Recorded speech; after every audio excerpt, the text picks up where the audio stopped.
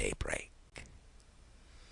Such is the general purport of this legendary superstition, which has furnished materials for many a wild story in that region of shadows, and the spectre is known at all the country firesides by the name of the Headless Horseman of Sleepy Hollow.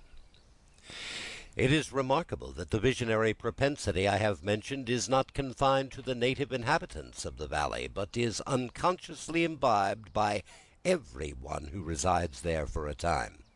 However wide awake they may have been before they entered that sleepy region, they are sure in a little time to inhale the witching influence of the air, and begin to grow imaginative, to dream dreams, to see apparitions. I mention this peaceful spot with all possible laud, for it is in such little retired Dutch valleys, found here and there embosomed in the great state of New York, that population, manners, and customs remain fixed, while the great torrent of migration and improvement, which is making such incessant changes in other parts of this restless country, sweeps by them unobserved. They are like those little nooks of still water which border a rapid stream, where we may see the straw and bubble riding quietly at anchor, or slowly revolving in their mimic harbour, undisturbed by the rush of the passing current. Though many years have elapsed since I trod the drowsy shades of Sleepy Hollow, yet I question whether I should not still find the same trees and the same families vegetating in its sheltered bosom. In this by-place of nature there abode, in a remote period of American history, that is to say some 30 years since, a worthy wight of the name of Ichabod Crane, who sojourned, or as he expressed it, tarried, in Sleepy Hollow, for the purpose of instructing the children of the vicinity. He was a native of Connecticut, a state which supplies the Union with pioneers for the mind as well as for the forest, and sends forth yearly its legions of frontier woodmen and country schoolmasters. The cognomen of Crane was not inapplicable to his person. He was tall, but exceedingly lank, with narrow shoulders, long arms and legs, hands that dangled a mile out of his sleeves, feet that might have served for shovels, and his whole frame most loosely hung together. His head was small and flat at top, with huge ears, large green glassy eyes, and a long snipe nose, so that it looked like a weathercock perched atop his spindle neck to tell which way the wind blew. To see him striding along the profile of a hill on a windy day, with his clothes bagging and fluttering about him, one might have mistaken him for the genius of famine descending upon the earth, or some scarecrow eloped from a cornfield. His schoolhouse was a low building of one large room, rudely constructed of logs, the windows partly glazed and partly patched with leaves of old copybooks. It was most ingeniously secured at vacant hours by a withe twisted in the handle of the door, and stakes set against the window shutters, so that though a thief might get in with perfect ease, he would find some embarrassment in getting out, an idea most probably borrowed by the architect Jost van Houten from the mystery of an eel pot.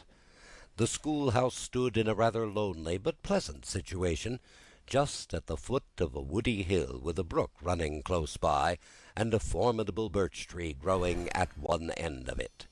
From hence the low murmur of his pupils' voices, conning over their lessons, might be heard on a drowsy summer's day, like the hum of a beehive, interrupted now and then by the authoritative voice of the master, in the tone of menace or command, or peradventure by the appalling sound of the birch, as he urged some tardy loiterer along the flowery path of knowledge.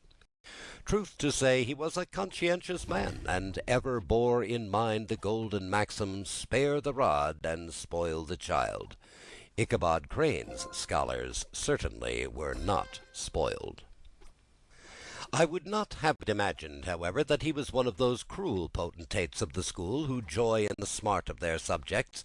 On the contrary, he administered justice with discrimination rather than severity, taking the burden off the backs of the weak and laying it on those of the strong. Your mere puny stripling that winced at the least flourish of the rod was passed by with indulgence, but the claims of justice were satisfied by inflicting a double portion on some little tough, wrong-headed, broad-skirted Dutch urchin who sulked and swelled and grew dogged and sullen beneath the birch. All this he called doing his duty by their parents, and he never inflicted a chastisement without following it by the assurance, so consolatory to the smarting urchin, that he would remember it and thank him for it the longest day he had to live. When school hours were over, he was even the companion and playmate of the larger boys, and on holiday afternoons would convoy some of the smaller ones home, who happened to have pretty sisters or good housewives for mothers, noted for the comforts of their cupboard. Indeed, it behooved him to keep on good terms with his pupils. The revenue arising from his school was small, and would have been scarcely sufficient to furnish him with the daily bread, for he was a huge feeder, and though lank, he had the dilating powers of an anaconda. But to help out his maintenance, he was, according to country custom in those parts,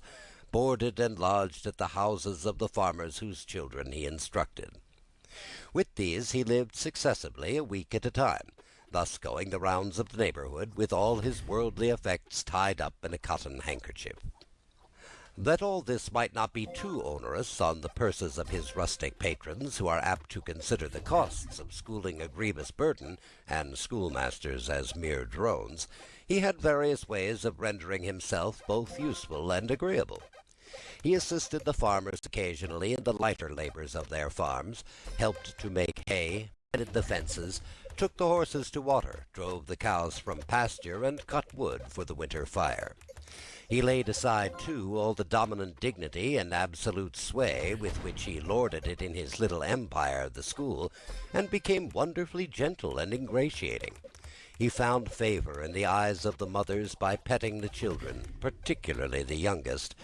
and like the lion bold, which whilom so magnanimously the lamb did hold, he would sit with the child upon one knee, and rock a cradle with his foot for hours together. In addition to his other vocations, he was the singing master of the neighborhood, and picked up many bright shillings by instructing the young folks in psalmody. It was a matter of no little vanity to him on Sundays to take his station in front of the church gallery with a band of chosen singers, where, in his own mind, he completely carried away the palm from the parson. Certain it is, his voice resounded far above all the rest of the congregation, and there are particular quavers still to be heard in that church, and which may even be heard a half-mile off, quite to the opposite side of the mill pond on a still Sunday morning, which are said to be legitimately descended from the nose of Ichabod Crane. Thus, by divers little makeshifts, and in that ingenious way which is commonly denominated by hook and by crook, the worthy pedagogue got on tolerably enough, and was thought by all who understood nothing of the labor of head work to have a wonderfully easy life of it. The schoolmaster is generally a man of some importance in the female circle of a rural neighborhood, being considered a kind of idle, gentlemanly personage, of vastly superior taste and accomplishments to the rough country swains, and indeed inferior in learning only to the parson.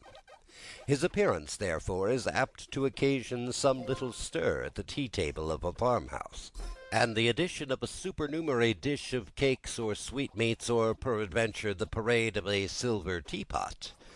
Our man of letters, therefore, was peculiarly happy in the smiles of all the country damsels. How he would figure among them in the churchyard between services on Sundays, gathering grapes for them in the wild vines that overran the surrounding trees, reciting for their amusement all the epitaphs on the tombstones, or sauntering with a whole bevy of them along the banks of the adjacent mill pond, while the more bashful country bumpkins hung sheepishly back, envying his superior elegance and address. From his half-itinerant life, also, he was a kind of travelling gazette, carrying the whole budget of local gossip from house to house, so that his appearance was always greeted with satisfaction. He was, moreover, esteemed by the women as a man of great erudition, for he had read several books quite through, and was the perfect master of Cotton Mather's History of New England Witchcraft, in which, by the way, he most firmly and potently believed. He was, in fact, an odd mixture of shrewdness and simple credulity.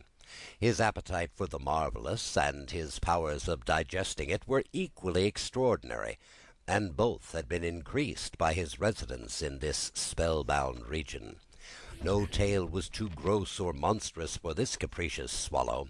It was often his delight, after his school was dismissed in the afternoon, to stretch himself on the rich bed of clover bordering the little brook that whimpered by his schoolhouse, and there con over old Mather's direful tales, until the gathering dusk of evening made the printed page a mere mist before his eyes.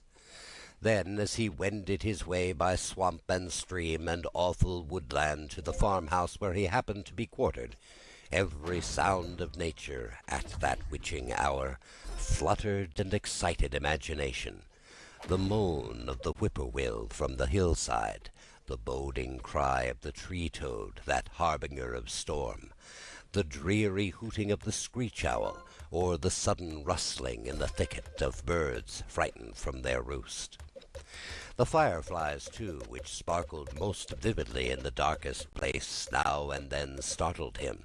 as one of uncommon brightness would stream across his path, and if, by chance, a huge blockhead of a beetle came winging his blundering flight against him, the poor varlet was ready to give up the ghost, with the idea that he was